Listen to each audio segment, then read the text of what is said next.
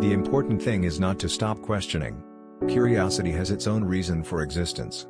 One cannot help but be in awe when he contemplates the mysteries of eternity, of life, of the marvelous structure of reality. It is enough if one tries merely to comprehend a little of this mystery each day.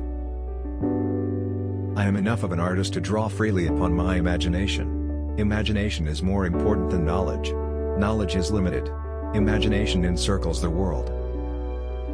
The woman who follows the crowd will usually go no further than the crowd. The woman who walks alone is likely to find herself in places no one has ever been before. Imagination is more important than knowledge. For knowledge is limited to all we now know and understand, while imagination embraces the entire world, and all there ever will be to know and understand. Reading, after a certain age, diverts the mind too much from its creative pursuits. Any man who reads too much and uses his own brain too little falls into lazy habits of thinking. Few people are capable of expressing with equanimity opinions which differ from the prejudices of their social environment. Most people are incapable of forming such opinions.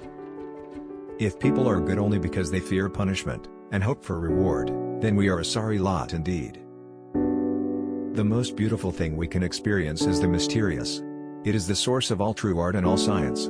He to whom this emotion is a stranger, who can no longer pause to wonder and stand wrapped in awe, is as good as dead, his eyes are closed. I cannot imagine a God who rewards and punishes the objects of his creation, whose purposes are modeled after our own, a God, in short, who is but a reflection of human frailty.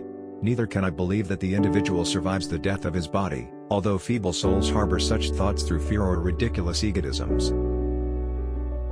Somebody who only reads newspapers and at best books of contemporary authors looks to me like an extremely nearsighted person who scorns eyeglasses. He is completely dependent on the prejudices and fashions of his times, since he never gets to see or hear anything else. Possessions, outward success, publicity, luxury, to me these have always been contemptible. I believe that a simple and unassuming manner of life is best for everyone, best for both the body and the mind. Everything is determined, the beginning as well as the end, by forces over which we have no control. It is determined for the insect, as well as for the star. Human beings, vegetables, or cosmic dust, we all dance to a mysterious tune, intoned in the distance by an invisible piper. We experience ourselves, our thoughts and feelings as something separate from the rest. A kind of optical delusion of consciousness. This delusion is a kind of prison for us, restricting us to our personal desires and to affection for a few persons nearest to us. Great spirits have always encountered violent opposition from mediocre minds. The mediocre mind is incapable of understanding the man who refuses to bow blindly to conventional prejudices and chooses instead to express his opinions courageously and honestly.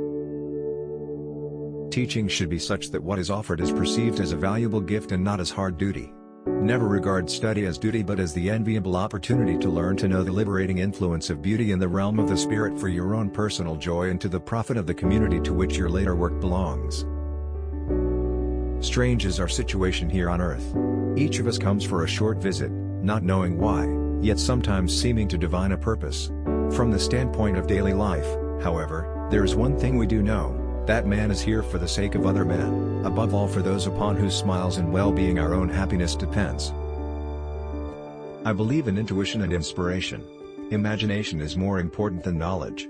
For knowledge is limited, whereas imagination embraces the entire world, stimulating progress, giving birth to evolution. It is, strictly